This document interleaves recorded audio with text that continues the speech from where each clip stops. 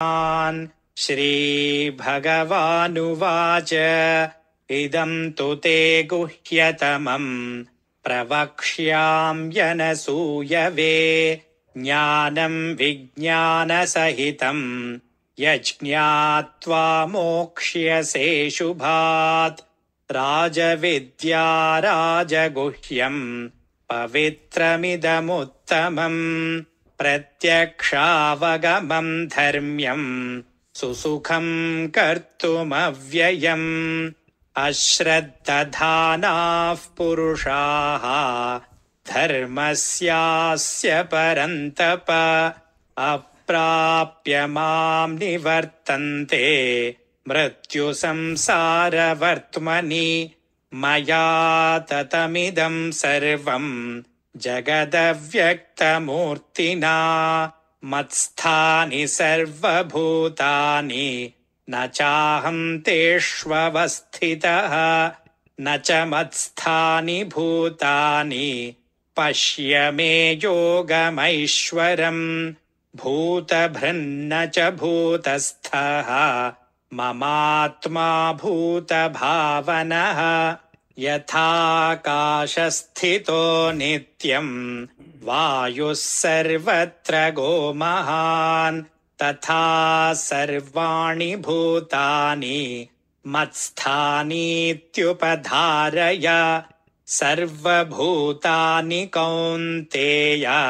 प्रकृतिं यान्ति मामिकाम् कल्पक्षये पुनस्तानि कल्पादौ विसृजाम्यहम् प्रकृतिं स्वामवष्टभ्य विसृजामि पुनः पुनः भूतग्राममिमं कृत्स्नम् अवशं प्रकृतेर्वशात् न च मां तानि कर्माणि निबध्नन्ति धनञ्जय उदासीनवदासीनम् असक्तं तेषु कर्मसु मयाध्यक्षेण प्रकृतिः सूयते सचराचरम् हेतुनानेन कौन्तेय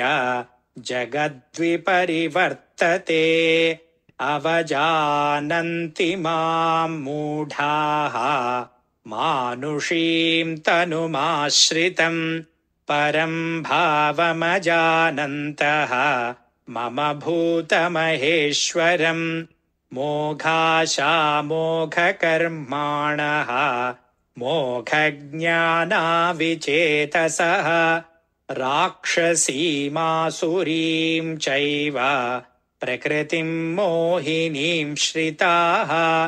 महात्मानस्तु मां पार्थ दैवीं प्रकृतिमाश्रिताः भजन्त्यनन्यमनसः ज्ञात्वा भूतादिमव्ययम्